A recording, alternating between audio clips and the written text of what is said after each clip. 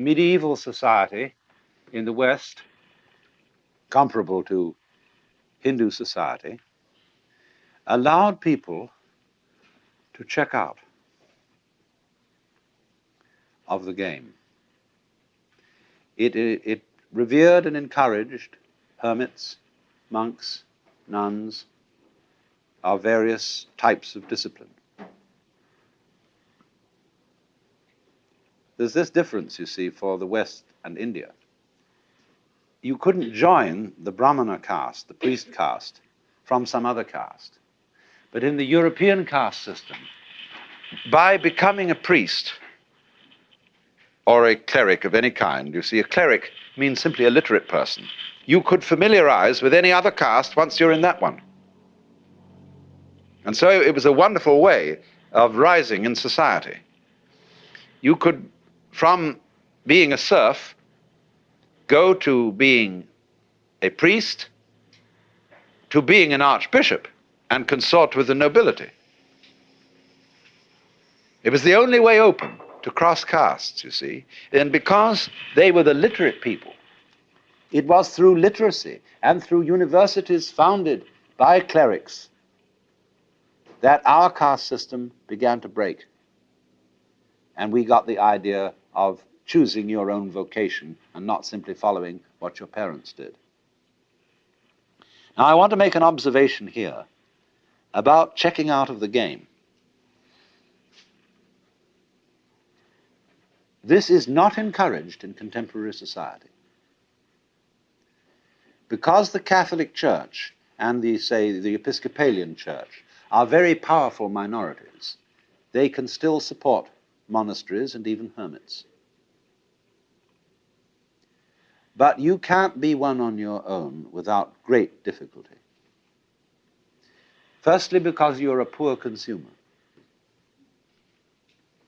See, around here, we have a number of hermits. There's a guy out there building that boat, and he's essentially a non-joiner, a poor consumer. And the community, they live a lot along here. And they're not working class people. They are people who dropped out of college because they saw it was stupid. And they're that sort of people. We would call them perhaps beatniks. But you see, the city doesn't like it because they aren't owning the right sort of cars, and therefore the local car salesman isn't doing business through them. They don't have lawns, and so nobody can sell them lawnmowers. They hardly use dishwashers, appliances of that kind. They don't need them. And also they wear blue jeans and things like that, and so the local dress shops feel a bit put out having these people around. And they live very simply. Well, you mustn't do that. You've got to live in a complicated way. You've got to have the kind of car, you know, that identifies you as a person of substance and status and all that. So there's a great problem here in our society. Now, why is there this problem?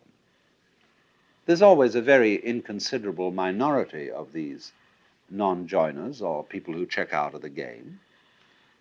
But you will find that insecure societies are the most intolerant of those who are non-joiners. They are so unsure of the validity of their game rules that they say everyone must play. Now that's a double bind. You can't say to a person, you must play, because what you're saying is you are required to do something which will be acceptable only if you do it voluntarily. You see? So everyone must play is the rule in the United States. And it's the rule in almost all Republican governments. I mean Republican in the sense of democratic. Because they're very uneasy.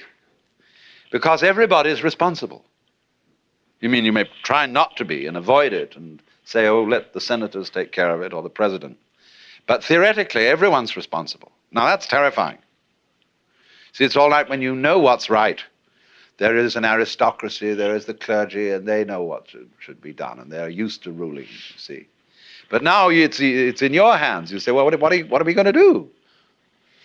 Well, I think this way, and you think that way, and he thinks the other way. And so we're all unsettled. And therefore, we become more and more conformist. Individualism, rugged individualism, always leads to conformism, because people get scared.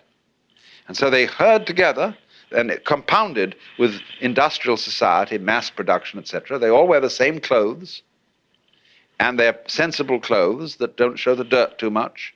And we get duller and drabber, and with the exception of the Californian Revolution.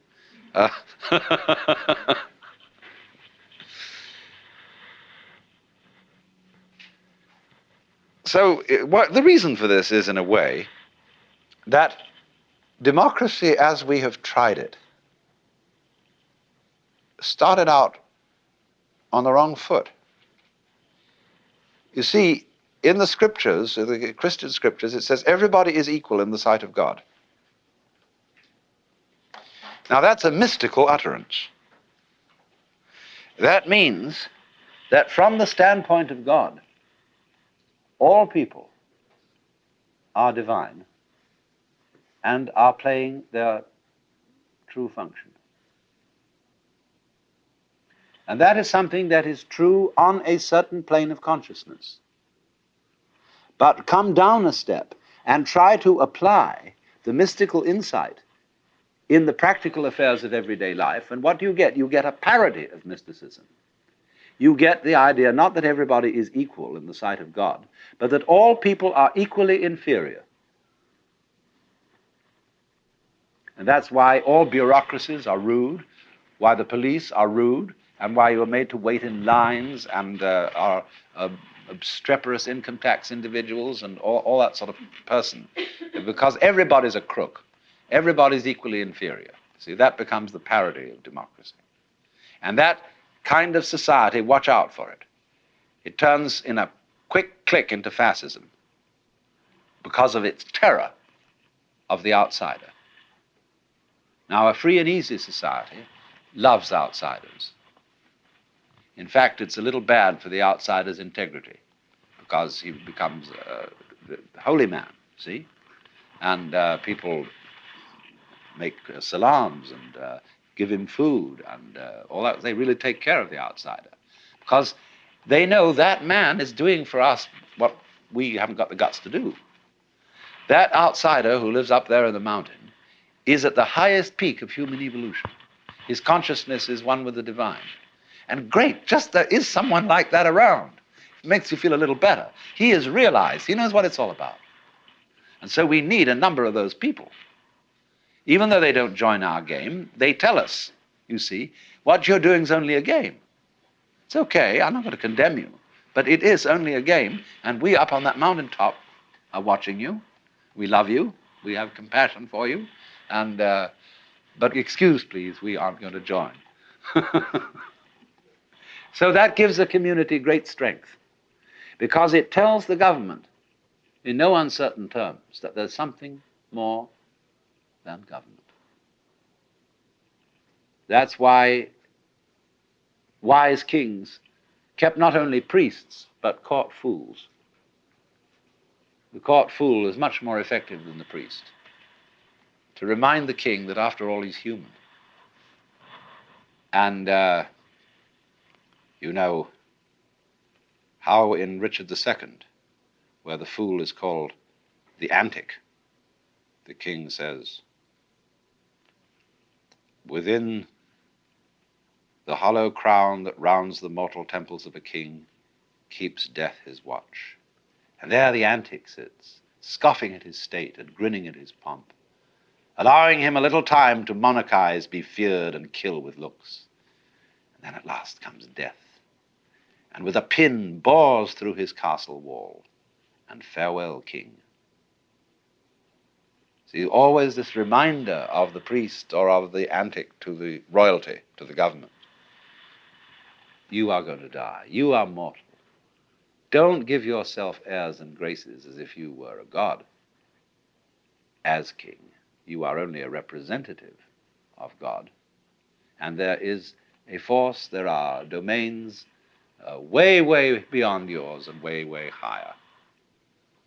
But it's very difficult for a Republican government to realize that, because it's insecure. And therefore, in our present world, you cannot abandon nationality without the greatest difficulty. People who try to abandon nationality get constantly deported from one place to another. You must belong to this thing, as Thoreau put it. However far into the forests you may go, men will pursue you and compel you to belong to their desperate company of oddfellows.